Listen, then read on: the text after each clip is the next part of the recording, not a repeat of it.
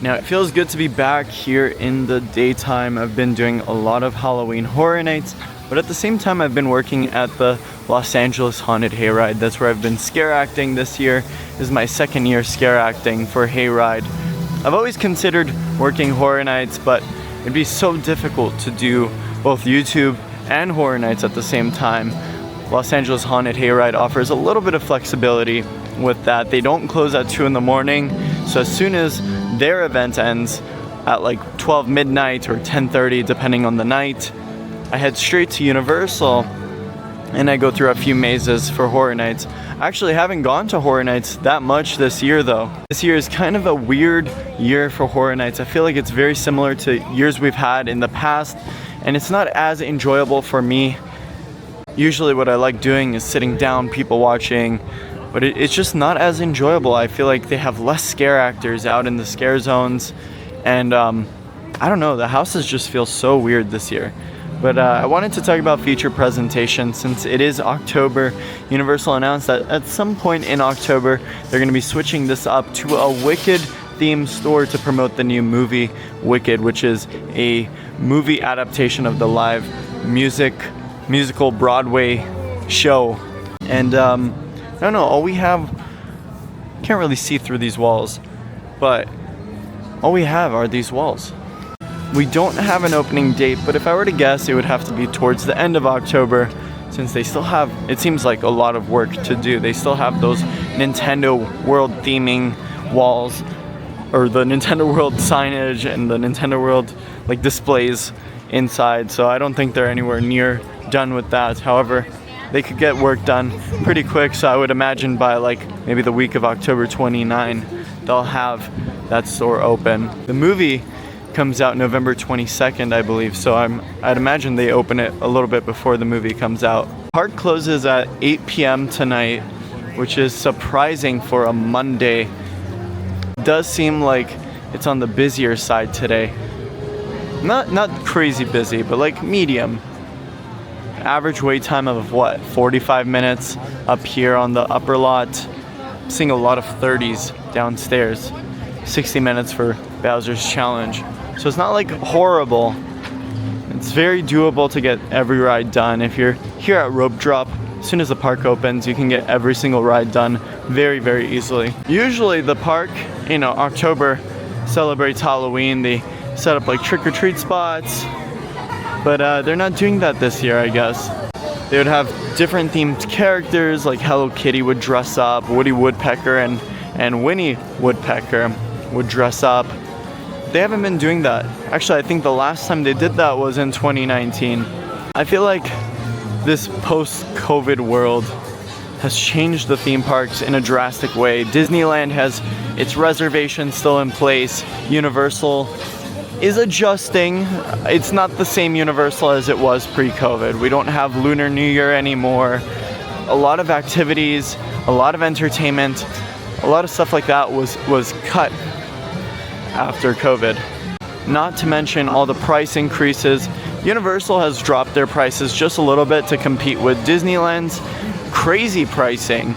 I think right now it costs about $210 for a one-day, one-park ticket at Disneyland, compared to the $120 here at Universal. There's less offerings here.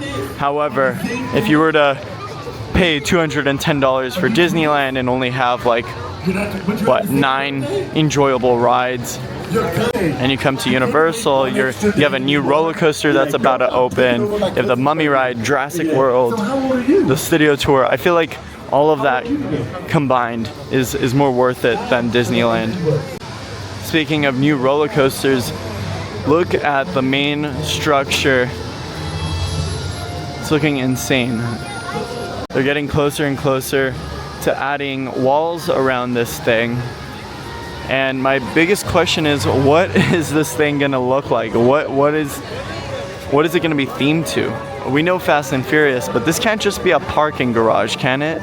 So I'm curious to see what they do with this. I'm curious to see what the entrance of the coaster will look like. I don't think it's gonna be Dom's Garage, but it's looking interesting. There's not a whole lot of space here to do a lot. But yeah, this is what it's currently looking like. I hope Universal releases some concept art soon, just so we can get an idea of what we're looking at. It's really hard to make guesses of what goes where if we don't know what is happening in general. But lots of structural steel on the outer frame. Lots of work going on up top. Looks like they finished up that roof. It's looking pretty good. Here's another angle onto the roller coaster. It's looking really, really cool from this side. They have that entire frame, the back side of that frame, covered in structural steel. We could actually see window frames taking shape if you look closely. So those will be implemented and reflected in the theming. Lots of extra track that has been added towards that back half. It's like the final brake run as you roll back into the station. Towards the bottom half of the project, you can see we have some more supports that have been added for the coaster. Looks pretty cool. We have a really funky looking support right there. We don't have any new track quite yet. We had a lot of new track 2 weeks ago, but it's been pretty quiet in terms of track recently. Still some excavating going on towards that bottom half of the front side of the project. As for that back half, I'd imagine it's about the same. Looking at that back half, nothing has changed since the last time we were here. You can see that we still have rebar with unpoured coaster supports or coaster footers. So I think this is going to be the slower side of the project. We probably won't see any work here until the next month or two. Just a lot of like flattening going on right now. It does look a little bit different since the last time we were here. It looks like they're getting ready to pour some more coaster footers right there, which is cool. Outside of that, it's been pretty quiet. They just recently poured in, it looks like that's wet concrete right there. They just recently poured in that coaster footer. So we'll probably see some more supports go up in the next week. Crane is very active. You can see it's holding some wood right now. It's being transported to another spot. Yeah, it's looking good. Really cool. I don't really have much else to say about this project. I mean, kind of self-explanatory. We do have another structure taking shape on the other side, so I'll take a look at that in a moment. But yeah, it's looking cool. Back onto the topic of price increases in the theme park. Although our ticket prices have gone down, what really increased, or that price increase, has reflected more onto food and merchandise. Everything has gone up a good $3 or $4. Water in the theme park used to be $3. Now it's $6. Or if you look at t-shirts in the theme park, they used to be $27. Now they're $32.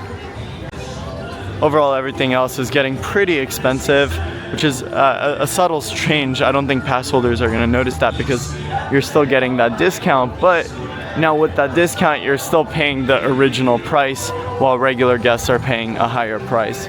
Which makes sense, they still have to keep the business running. I'd imagine Horror Nights makes about 60% of the park's profit.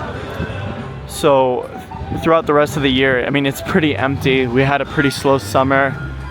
They have to make those subtle changes, price increases, without increasing your ticket price, so that way they can still make the same amount of money and keep the park operating, so that way they can bring new experiences like this roller coaster here. Now, I'm not sure if Horror Nights is making that much money this year, just because it's barely sold out. I think we only had like 2 nights sell out compared to last year where we had 6 nights sell out, and the previous year almost every single night sold out. I think guests start to realize that Horror Nights has been the same for the past 4 years, and maybe they're waiting for a big change. Like, for example, Universal Monsters has been returning every single year. Get rid of them. We don't need them. You know, some fans love the Universal Monster mazes, but I mean, it's been lacking. It's been lacking in recent years. I would say the last good Universal Monster maze was probably Bride of Frankenstein Lives. Legend Collide was alright, but it wasn't great. Wait times went down a little bit, so that's not too bad. Along with that, maybe stick away from the Latin Monsters maze. It has the lowest wait time in the park. I don't think I've ever seen the wait time higher than 50 minutes, so maybe it's time for a change there as well. Alright, I'm gonna head to the escalators and take a look at some of the construction going on with the coaster. So on this side of the project, we have something new that has gone vertical, a new structure. I have no idea what this could be. It could be some theming pieces. I'd imagine, well, since it's Universal, it's not gonna be like a Six Flags coaster. Through the course of the ride, we'll see some theming related to Fast and Furious, whether it be like cars on platforms or like maybe building facades. I hope so, at least. But we have this structure that's taken shape now, and I have no idea what this could be for. The holidays at Universal start very soon, and they've already started decorating slightly. We have some Christmas lights that have gone up above the city snack shop. And all the Grinchmas, the green Grinchmas lights through this tree are up as well. It's kind of hard to see that since they're so thin, but if you look closely, you could see them maybe like right there. Since Horror Nights is approaching its end, all of the Horror Nights merchandise is now 30% off. This discount will increase as the season goes on, so in maybe 2 weeks it'll be 50% off, 70% off, and lastly 90% off maybe a week after Horror Nights ends. But here are what the current prices look like. Not bad at all. 30% off is great. I definitely want to buy, when it's 50% off, I want to buy these badge reels because these come in handy. Maybe I'll buy like 2 or 3 of them to last me through the year. They break very easily if you buy them from Universal. And I wonder how long this popcorn has been sitting out. I don't think I'll ever buy this, but I'm just curious on how expensive it is. Oh, no price, but it's cheesy jalapeno popcorn. I don't think I'd even eat that. We have a new Horror Nights candle here. Whoa. What does it smell like? Oh, that does not have a smell. I'm gonna put that back on. It's kind of gross. I did not like that. They brought some new Dia de los Muertos merchandise. We have this awesome tumbler. Plastic though, not metal. And then some shot glasses. This is a big shot. Is this a double shot? I think that's a double shot. Dang. We have some, what are these? I think there's like lollipops in there. Yeah, that's cool. I like that. Bottle opener here. Bottle opener that you probably can't bring into the park, by the way. And then little like Modelo can holder. By the way, we do have a giveaway winner from September's giveaway, but we didn't receive a response back. Haiti Casa. You didn't reply to me, but you won the vinyl giveaway. So reach out to me on Instagram if you can. That wraps up today's video here at Universal Studios Hollywood. Had a good time here, just a chill evening. I got on Jurassic World and the Mummy ride. Mummy ride is pretty good. I like that ride. I need them to fix a few things, like the arms don't move anymore. The original ending is gone. They removed that in like 2008. They should bring it back. And there's some like tweaks with the audio they need to make because it's not really on point. But outside of that, it's a fun ride. Alright, I'm JP, and how they say in the movies, that's a wrap. I'll see you guys in the next one.